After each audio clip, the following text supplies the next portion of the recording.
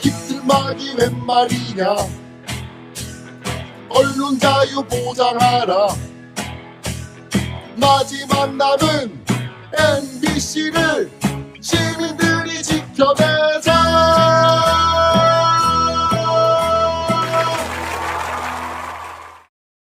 늘 저희 프로그램을 빛내주고 계신 미디어인권연구소 뭉클 김원경 소장님 나오셨습니다. 안녕하세요. 네, 반갑습니다. 이진숙 청문회 때 참고인으로 맹활약을 하셨던 송효운 전 MBC 기자님 나오셨습니다. 안녕하십니까. 네, 반갑습니다. 그리고 진작 모셨어야 됐는데 요즘 가장 힘든 투쟁을 하고 계신데요. 서울시로부터 버림받고 사실 직원들이 많이 떠났는데요. 공영방송 TBS 지부를 눈물겹게 지키고 계신 송지연 언론노조 TBS 지부장님 나오셨습니다. 네, 반갑습니다, 여러분. 네, 벌써 2달째인가요? 총 몇 명인데 지금 몇 명 남았습니까? 원래 370명이 일을 하고 있었던 방송사였는데요. 지금 한 140명 정도가 나가서 지금 한 230명 정도가 남아 있고요. 네. 사실 6월부터 월급이 30에서 40%가 깎인 채로 6, 7, 8월을 보냈고 9월부터 임금이 전혀 나오지 않은 상태입니다. 네. 어떤 시장은 공영방송을 만들고 네, 또 어떤 시장은 공영방송을 파괴하고 맞습니다. 공영방송을 파괴하는 시장, 정치인 미래가 어떨 것 같습니까? 없죠. 네. 저는 네. 자세한 얘기는 곧 나누도록 하고요. 오늘의 첫 순서 방송 뉴스 정리해드리겠습니다.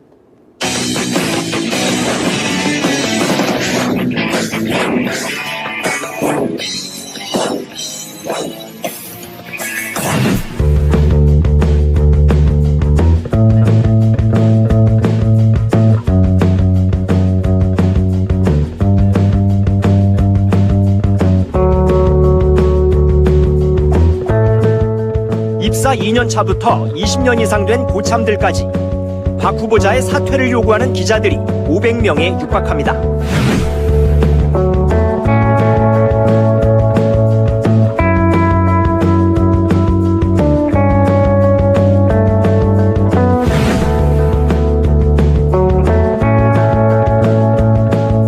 TBS는 언론이지 않습니까? 누가 보아도 정치적으로 좀 편향돼 있는 건 사실입니다.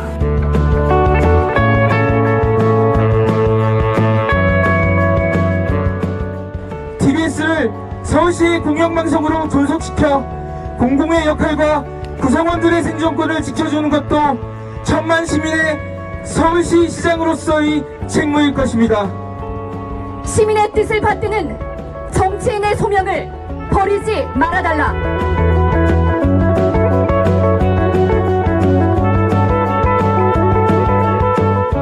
방송통신위원회는 TBS가 서울시 출연기관 해제 이후 비영리 재단법인으로 운영하기 위해 낸 정관 변경 신청을 반려했습니다. 도널드 트럼프 전 대통령이 선거인단 과반을 확보하면서 당선이 확정됐습니다.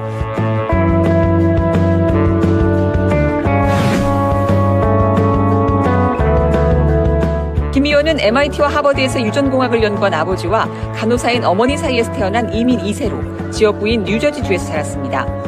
시카고대와 옥스퍼드대에서 수학한 후 2013년부터 국방부와 백악관에서 이라크 담당 보좌관을 역임하는 등 중동 전문가로 활약했습니다. 네, 자 방송 뉴스 여러 가지 중요한 것들이 있었는데요. 첫 번째 트럼프 당선 그리고 한반도에 어떤 영향을 미치는지 이런 것들을 해보는데 4년 전에도 참 놀라웠고 이번에 또 놀랍고 정말 트럼프는 우리에게 놀라움을 주는 분 아닌가 생각들이 드는데요. 대선 불복 이래서 백악관 점령 프로젝트를 해서 사실 많이 기소됐고 사실 감옥소에 많은 사람들이 있고요. 또 여성들의 입을 막기 위해서 금품을 제공하는 정말 말도 안 되는 파렴치범들을 벌여서 사법적 리스크의 백과사전이다라고 얘기할 수 있는데 그런데 당선됐어요. 미국이 민주주의였던 모범 국가인데 네네. 언론 거는 우리가 또 모범으로 생각하는 나라니까. 네, 맞습니다. 그게 다 깨진 것 같고요.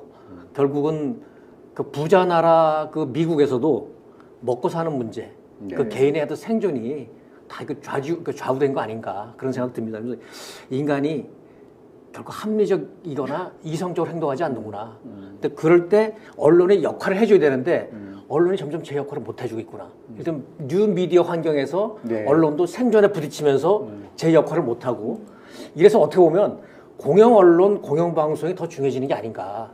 미국에서 어떤 저 사례를 우리도 타산지석으로 삼아야 되지 않을까 이런 생각이 드는데요. 우리 대선에서 지난번에 윤석열 후보가 선거 전략으로 가장 많이 흉내낸 게 트럼프였습니다. 네, 트럼프. 뭐냐면 혐오 조장하는 거. 네. 그 여성이라든지 뭐 혐오 많이 했었거든요. 근데 먹혔어요.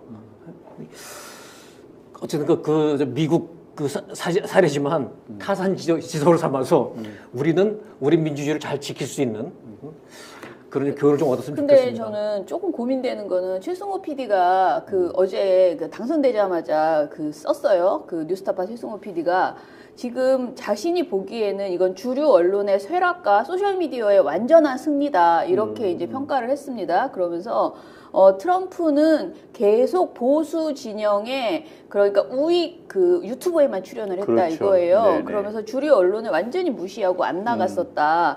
그런데 그 주류 언론에서는 계속 트럼프를 무시했지만은 그런 여론을 하나도 이제 인정하지 않고 트럼프가 막 보수 유튜버에만 계속 출연을 했는데 결국은 이기지 않았느냐.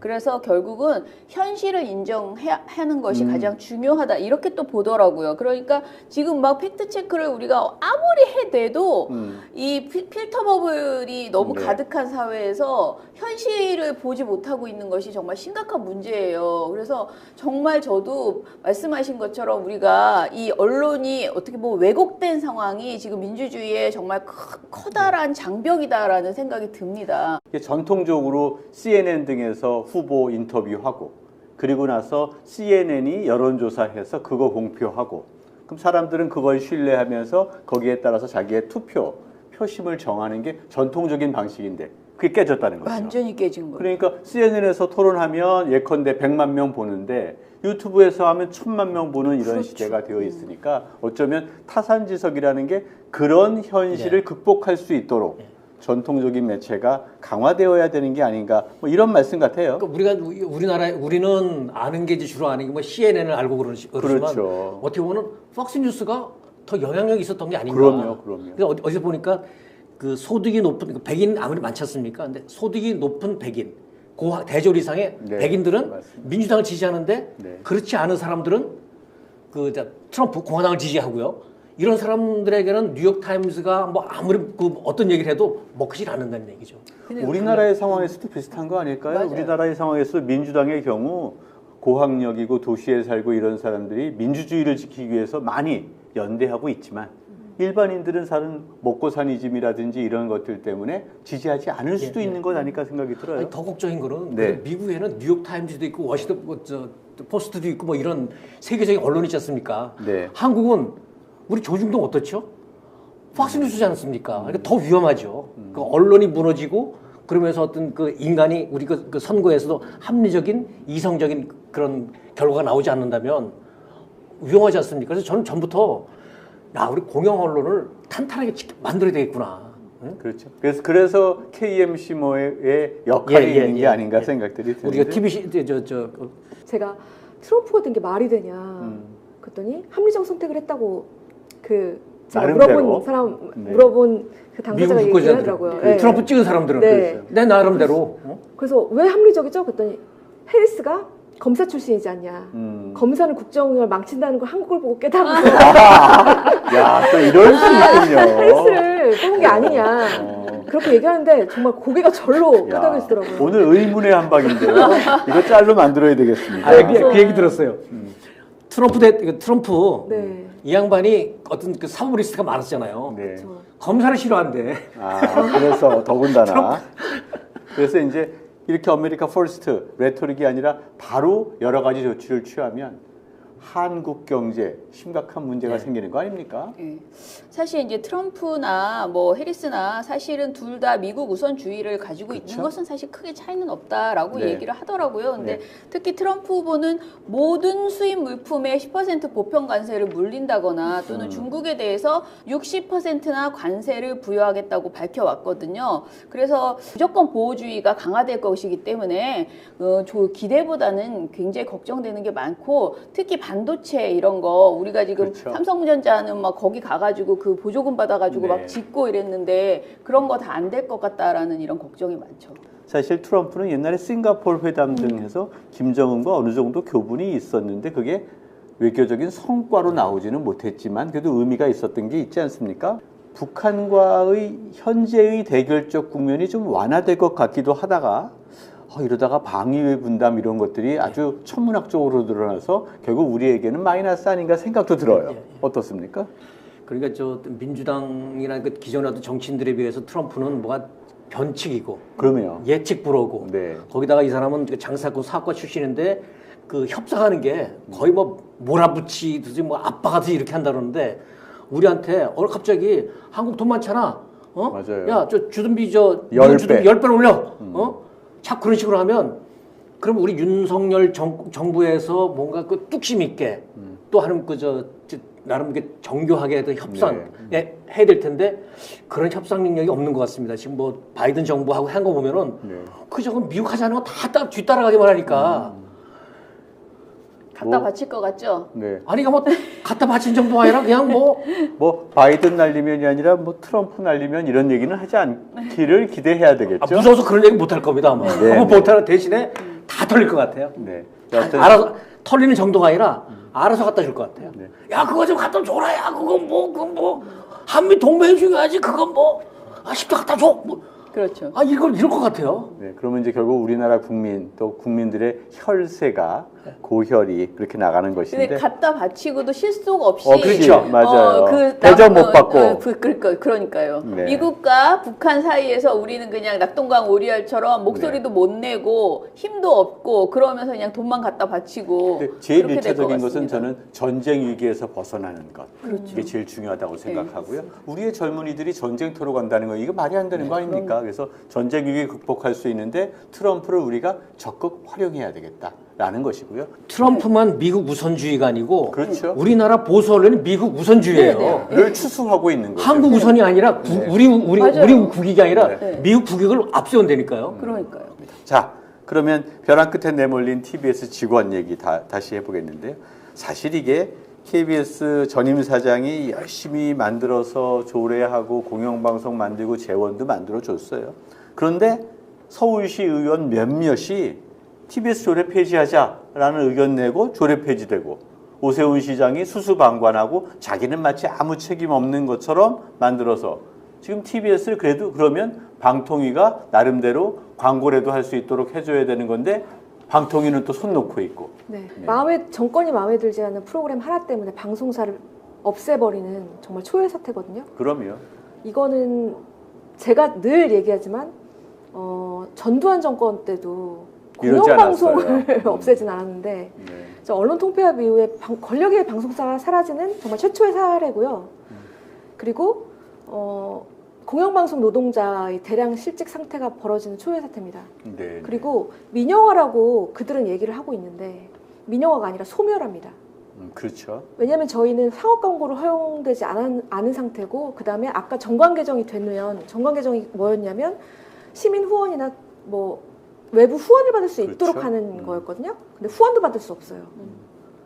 저희는 그런데 출연금도 완전히 올해 6월부터 끊겼습니다. 질식사를 시키는 거죠?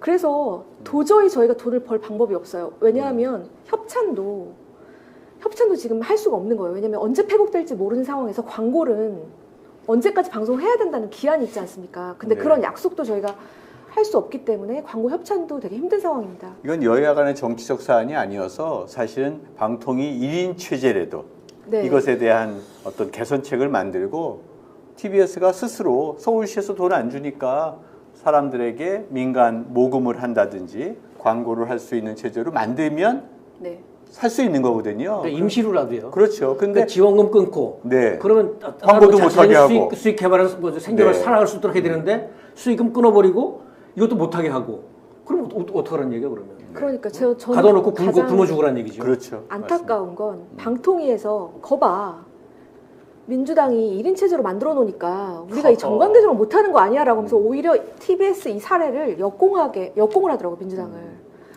그런 상황을 보면서 저는 되게 참담했고 사실 출연 기간으로 해제된 거는 9월 11일이었습니다. 9일 테러가 일어난 날 서울시 출연 기간에서 해제가 돼서 저희는 이제 공영방송의 법적 지위를 상실한 상황인데요. 그때 헤드라인을 조선일보에서 어떻게 뽑았냐면 정치 바람 타다가 추락한 TBS로 뽑더라고요. 그렇죠. 그런 프레임이죠. 네, 공영방송이 사라지는 거를 단순히 그냥 편파 방송을 했기 때문에 죗값을 받았다는 프레임으로 모든 언론들이 쓰기 시작하는 거예요.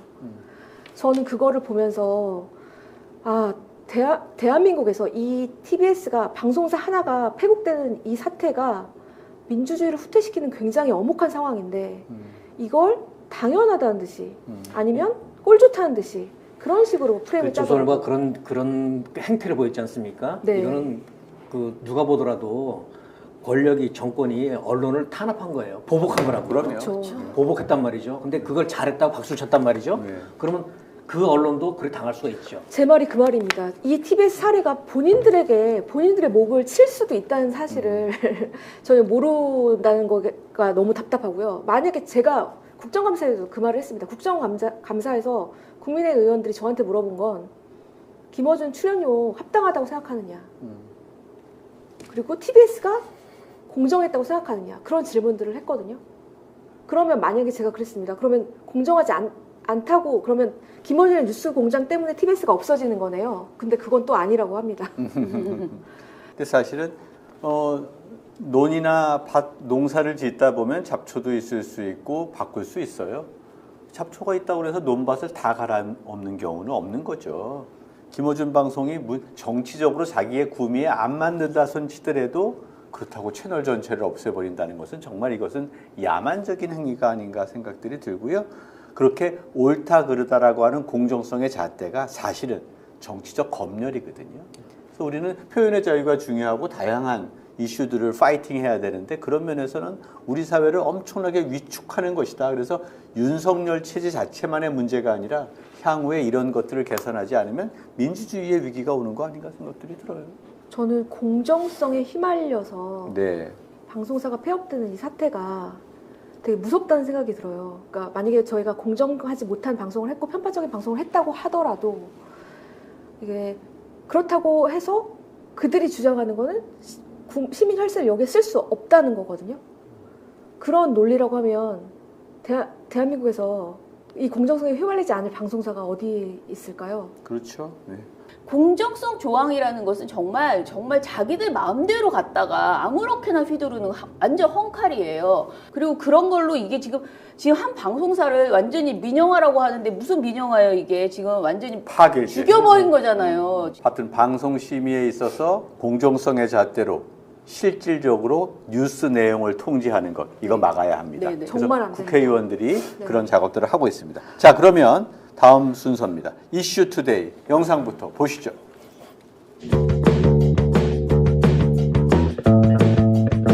이런 일이 생긴 이유가 뭐 휴대폰을 바꾸지 못해서라든지 아니면 사람 관계에 대해서 모질지 못해서 생긴 것이라고 말씀을 하셨는데요. 그렇다면 마치 사과를 하지 않아도 될 만한 일인데 바깥에서 시끄러우니까 사과하는 거 아닌가 이렇게 오해를 하실 수도 있을 것 같습니다. 그래서 지금 국민들이 TV를 통해서 해결을 지켜보는 국민들이 과연 대통령께서 무엇에 대해서 우리에게 사과를 했는지 어리둥절할 것 같습니다. 좀 오해하시는 부분은 그러니까 이게 팩트를 명확하게 설명을 해야 되는 것과 또 잘못한 게 있으면은 딱 집어가지고 그러면 이 부분은 잘못한 거 아니냐라고 해주시면은 제가 거기에 대해서 딱 그 팩트에 대해서 제가 사과를 드릴 거고. 아까 일단은 사과를 하셨잖아요. 그래서 대통령께서 그러면 인정하실 수 있는 부분, 정확하게 사과를 할 수 있다라고 하는 부분은 어떤 건지 좀 구체적으로 말씀 부탁드리겠습니다. 구체적으로 말하기가 좀 어렵지 않습니까? 대통령 부인이 대통령을 좀 도와서 어쨌든 선거도 좀 잘 치르고 국정도 남들한테 좀 욕 안 얻어먹고 좀 원만하게 잘 하기를 바라는 그런 일들을 국정농단이라고 그런다면은 그거는 국어사전을 좀 다시 좀 정리를 해야 될 것 같다는 생각은 좀 들고요. 저를 타겟으로 해서 우리 제 처를 많이 좀 악마화시킨 거는 있습니다. 또 국회가 사실상의 특검을 임명하고 방대한 수사팀을 꾸리는 나라는 없습니다. 그거는 명백히 자유민주주의 국가들의 상권 분립 체계에 위반되기 때문입니다. 수사에 문제가 있다라고 할 때는 딱 그 점에 대해서 특별검사를 한다 그러면은 또 모르겠습니다. 그러니까 이거 자체가 정말 특별검사의 업무도 사법 업무입니다. 근데 이거는 사법작용이 아니라 정치선동이다 이 말입니다.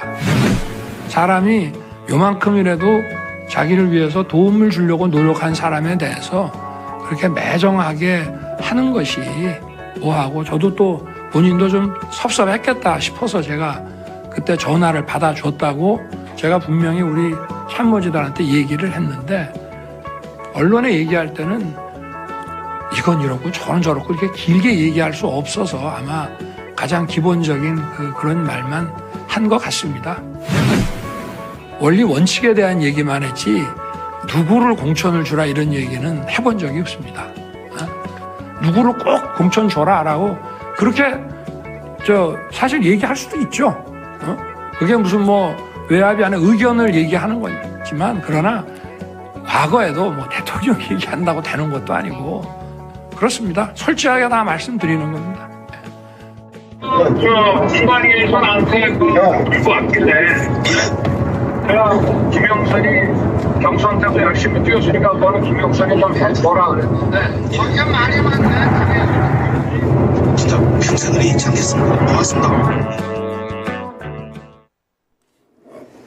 자, 윤석열 대통령의 기자회견은 사실은 국민에게 이야기하는 거죠. 네. 기자를 통해서. 네. 그런데 기자회견의 그 태도가 과연 국민들을 얼마나 존중하는 마음이 담겨 있나라고 생각해 봤을 때 평가가 그렇게 후회할 수 없는 상황입니다. 야당은 물론이고 여당에서도 이제 망했다 또는 수준 이하다라는 생각들이 드는데, 우리 짧게 일단 총평부터 시작해 볼까요? 우리 송 기자님. 59분 대통령의 떠버리 원맨쇼? 네, 이런 생각이 들었습니다. 그 사람들이 김건희 여사가 문제다라고 하지 않습니까? 네. 저거 아닙니다. 아니죠. 김건희가 문제가 아닙니다. 명태균도 아니고 천공도 아니고 윤석열 대통령 본인이 문제입니다. 저분 그 상황 파악이 안 되는 것 같아요. 내가 왜 이 자리에 나와 있는 거지? 그렇지. 내가 무슨 얘기, 누구한테 무슨 얘기 해야 되는? 이런 상황 파악도 안 되고 분위기 파악도 안 되고, 흔히 말해 공감 능력이 없는 것 같아요. 그렇죠. 내가 여기서 저것을 이렇게 하고 반말 찍찍하고 시작할 때 사실은 어제 같은 자리는 무거운 표정으로 나와야 됩니다. 그렇죠. 무거운 표정. 정말 무거운 마음으로 이 자리에 섰습니다. 국민 여러분. 해야 되는데 무슨 소리 하고 자리 왔더니 물 한 잔 먹고 시작할까? 아니 지금 진짜 왜 내가 여기 나왔는지 모르는 것 같아요. 상황 파악을 못해요. 공감 능력 없고 사리 분별 없고 매사가 자기중심적이에요. 그렇죠. 마지막에 대변인에게 이제 그만하지라고 얘기한 것도 먹고 먹는데 네. 아 그럼 좀 더 할까? 다 자기중심입니다. 이게 뭐 안 한 부인이 그게 맞아요. 저는 제가 작가 출신인데요. 이 윤석열이라는 사람, 대통령, 그리고 윤석열 정권을 어떻게 표현할까 할 때 뭘로 표현해도 표현이 안 됩니다. 정말로. 작가가 표현할 수 없는 영역이야. 뭐라고 말해야 되지? 미쳤다고 해야 되나? 아니면 미친 정권이라고 해야 되나? 아니면 뭐라고 해야 될지 모르겠는데, 저는 가장 충격적이었던 건 그 기자회견 날이 윤석열 임기 반환점을 3일 앞둔 날이었다고 한 그 말이 제일 충격적이었어요. 저는 앞으로 네 반을 더 지켜봐야 된다는 게 가장 큰 충격적이었고요. 그다음에 저는 박은정 검사 말이 가장 정확한 것 같아요. 네. 그때 밝혀진 사실은 김 여사는 윤석열 대통령 핸드폰을 볼 수 있지만 윤석열 대통령은 김 여사 핸드폰을 못 본다는 사실 그 하나만 건졌다. 저는 그거 외에는 어떤 코멘트도 하고 싶지 않을 만큼 최악이었다고 생각합니다. 근데 저는 반대로 저는 허세를 봤어요. 그러니까 저는 이 사람이 정말 그렇게 센 사람이 아니다라는 생각이 들었고 진짜 정말 자신만만해서 하는 행동이 아니다. 아니고 굉장히 정말 뭐 공감 능력이 없고 이런 게 아니고 너무 지금 상황 파악을 못하는 것도 맞는 것이지만은 지금 이 상황에서 자기가 이렇게 허세를 부리면은 어떻게 넘어가겠지 하고 그냥 쇼를 막 하는데 넘어가겠지 일생을 그냥 그렇게 살았나 봐요. 그냥. 그렇지. 그런데 사실은 지금 그렇게 넘어갈 수 있는 상황이 아니잖아요. 그런데 계속 자기는 그냥 이렇게 쇼를 하면 어떻게 넘어갈 거야 하고 자기를 막 속이는 거지. 자기 합리화를 막 하는 거죠. 그런데 어제 아무튼 그런 모습 속에서 가장 제가 국민으로서 느끼는 거는 정말 우리를 너무 무시한다. 네, 이 그렇죠. 국민을 정말 모욕하고 그냥 사람 취급 안 한다. 이렇게 대해도 되는 것들이다 라고 생각하는구나. 그래서 제가 계속 다른 방송에서도 한 말은 우리가 이런 꼴을 보고도 우리가 가만히 있으면 우리는 사람이 아니다. 우리 국민이 지금요 이 방송을 봤는데도 우리가 조용히 살면은요 우린 진짜 우리 정말 영원히 우리는 정말 호구야 호구. 그 우리 사람이 태도가 아니에요. 어떨 때는 내용보다 태도가 그럼요. 더 중요하거든요. 그럼요. 근데 어제 태도가 그것도 네. 말씀 진짜 겸손하고 네. 당당하고 자신 있으면 그렇게 안 하는데 이게 일부러 그런 거 아닌가 싶은데 그냥 뭐 사과하라고? 그러니까요. 뭘 사과해야 되는데? 뭘 사과하지 사과해야 뭐. 될지 모르겠지만 속상했어? 사과하라고 사과할게. 하겠다. 근데 뭘 사과해야 되는 거야? 아무튼 뭐 사과하지 뭐. 아니, 너무 잘 무신 것 같아요. 아니 근데 거의 이 태도예요. 되게 잘하신다. 그럼 맞아요. 보는 국민이 기분 나쁘더라니까요. 우리를 일부러 그러는 거 모욕하는 반성하러 나온 게 모욕하는 아니고 거. 예. 반성하고 무슨 조폭이 그래서 그렇죠. 그럼 어쩌라고 거의 이런 태도였어요. 그러니까 개사과를 했고 네, 개사과를 국민을 개무시하는 거고. 개사과를 진짜 현실로 봤습니다. 네. 자, 근데 윤석열 대통령은 사실 박근혜 대통령 탄핵 당시 특검 검사로서 역할들을 잘해서 결국은 지금 대통령의 자리에 온 거 아닙니까? 그럼요. 그런데 길게 얘기한 것 가운데 이 특검은 정치 선동이고 반헌법적이다라고 얘기했는 거 이거 유체 이탈 자기 부정 아닙니까? 내로남불이죠, 내로남불. 내로남불이지. 그냥 딱 그거죠. 그렇죠. 네, 완전히 어제는 뭐 맞고 오늘은 틀리다 그런 그러니까. 것도 되고 내가 할 때는 괜찮지만은 남이 하면 다 안 되고 나를 공격하면 다 나쁜 놈이고. 그렇죠. 그런 행동이잖아요. 그러니까. 뻔뻔하기도 한 것 같아요. 네, 진짜. 뭐 어떻게 해야 돼요? 뭘 어떻게 가만히 해요? 있을 수 없는 가만히 거죠? 있을 수 없어요, 어떻게 진짜. 어떻게 할까요, 진짜?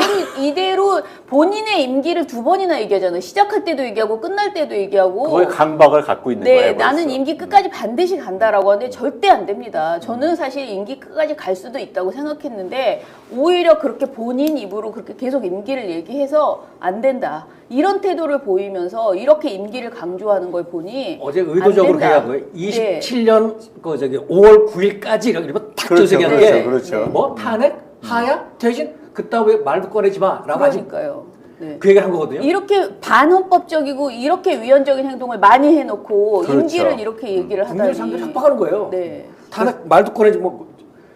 근데 어제 약간 좀 우스갯소리로 두 사람이 모욕당했습니다. 네. 한 분이 유경수 여사, 네네. 또 한 사람이 박근혜. 두 분이니까 우리가 보니까 모녀네, 네, 엄마가 딸이네. 네. 자기 아내 그러니까 김건희 여사가 유경수. 박영수가 아니고 유경수 여사하고 뭐가 달라? 맞아요. 똑같잖아. 맞아요. 그래서 저 유경수 여사가 누워 계시다가 뻘떡 일어나겠네. 뭐야? 나랑 똑같다고? 이럴 것 같아요. 그 다음에가 이제 저 특검 네. 이거 위헌이다. 우리 같이 법을 잘 모르는 사람이 하면 뭐 이해가 되겠는데 서울 법대 나와서 거기다 검찰총장까지 하신 분이 법을 잘 아는 분이 이거 위헌이라고 얘기 듣고 그러면 자기를 대통령으로 만든 게 바로 박영수 특검이었잖아요. 박근혜 대통령 그렇죠. 그때 무슨 경제 동일체 예. 포괄적 뇌물 네네. 그래서 감옥 보냈잖아요. 그럼 그건 뭐야? 자기 부정이잖아 그거는. 윤석열 대통령이 어떻게 저렇게 트럼프의 아무렇지도 않게 얘기할 수 당선 이후에 자극을 받아서 더 강하게 나가려고 하지 않을까 걱정도 되는데요. 근데 중요한 건 우리가 보통 물증 앞에서는 약하잖아요. 네. 사실은 명태균하고 소통한 것이 전화 녹음까지 되어 있는 마당이라면 사실 그때 딱 한 번 했다. 거짓말 시켰고 뭐 했던 거니까 아이고 그때 그렇게 얘기했지만 달리 얘기해야 되는데 그 다음에 아무것도 없고 싹 잡아떼는 이런 거 어디서 배웠습니까?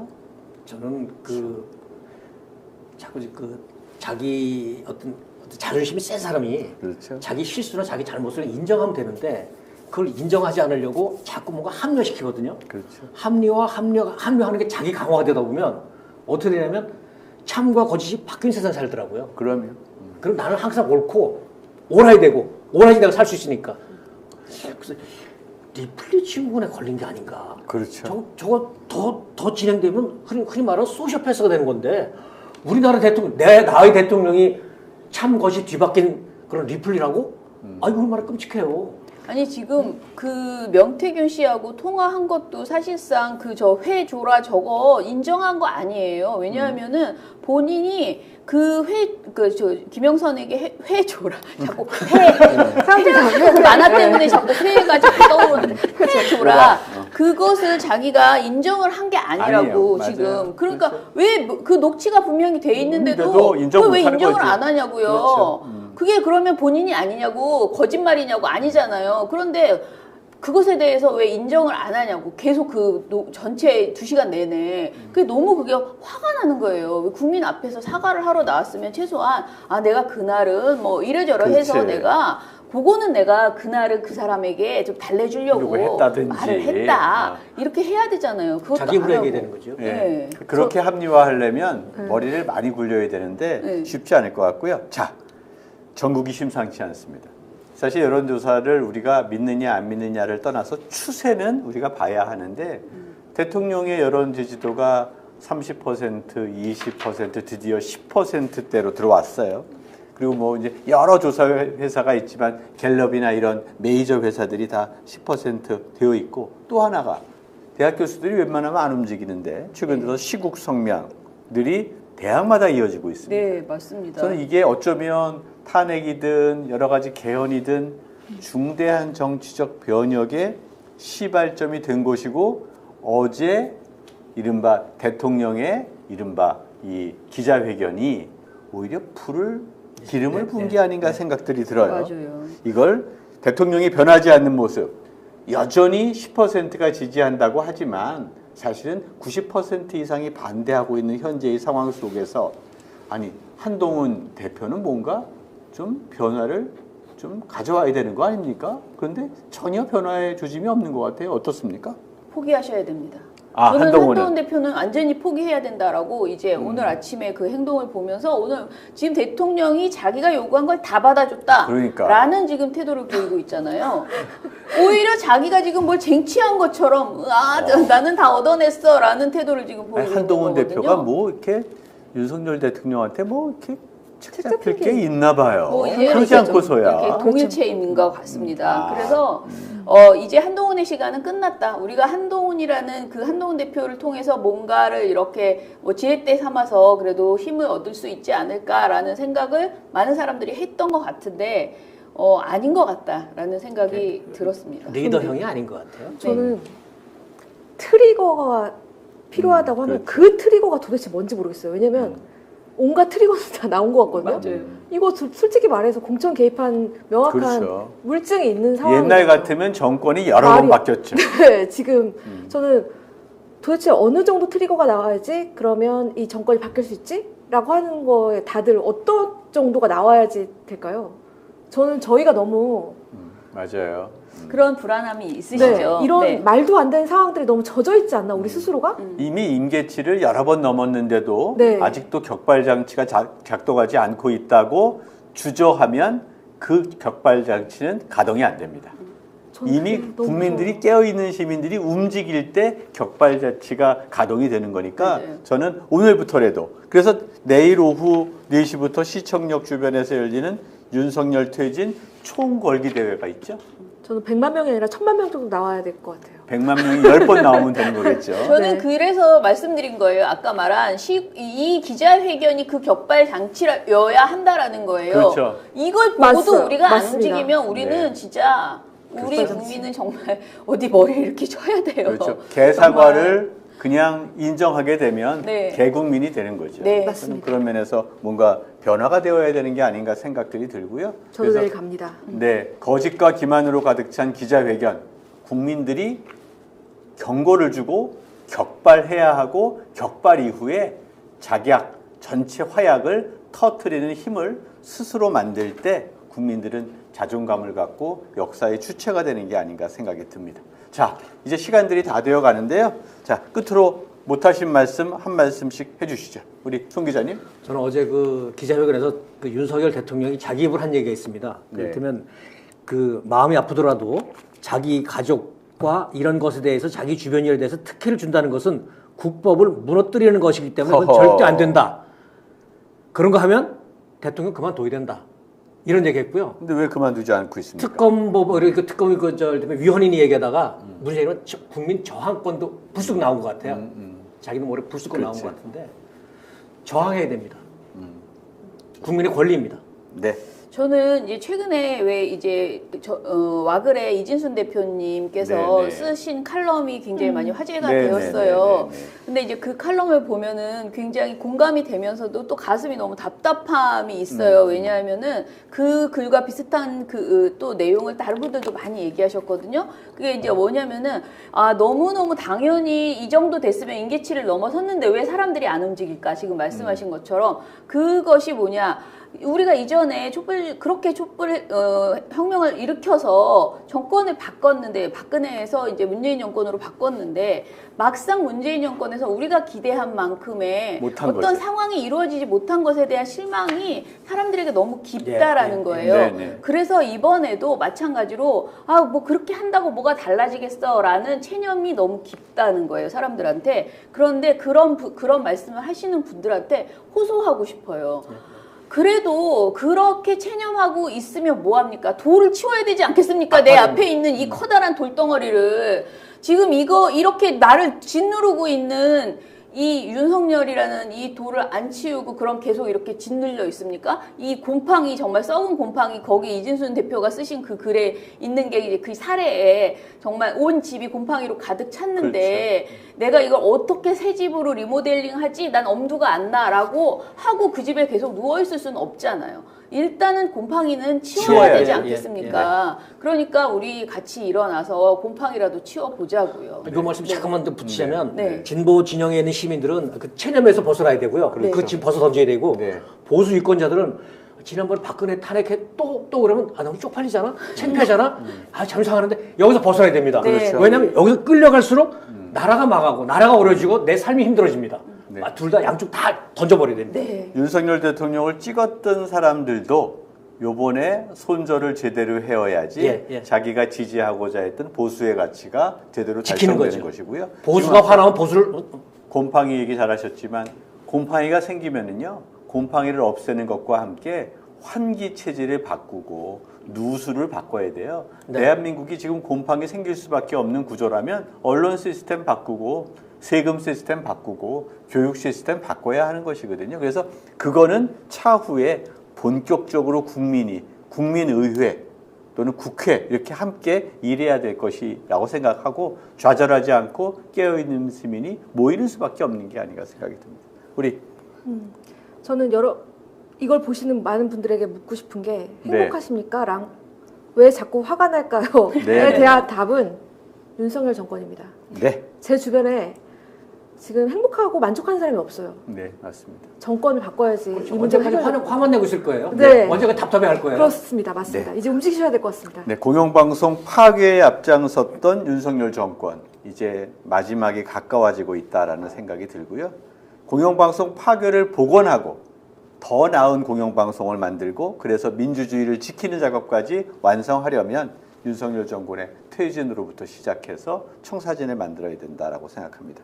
탄핵이냐 임기 단축 개헌이냐에 대한 광범위한 국민적 논의 이제 시작해야 할 것이고요. 그런 시작과 함께 결집된 행동 만들어져야 될 것이라고 생각하고 깨어있는 조직, 시민의 역량이 분명 대한민국의 역사를 제대로 바꿀 수 있다고 봅니다. 그 주역으로 여러분들을 초대하겠습니다. 저희 KMC모 특별방송 정권 교체가 이루어질 때까지 끝까지 특별방송 이어가겠습니다. 감사합니다.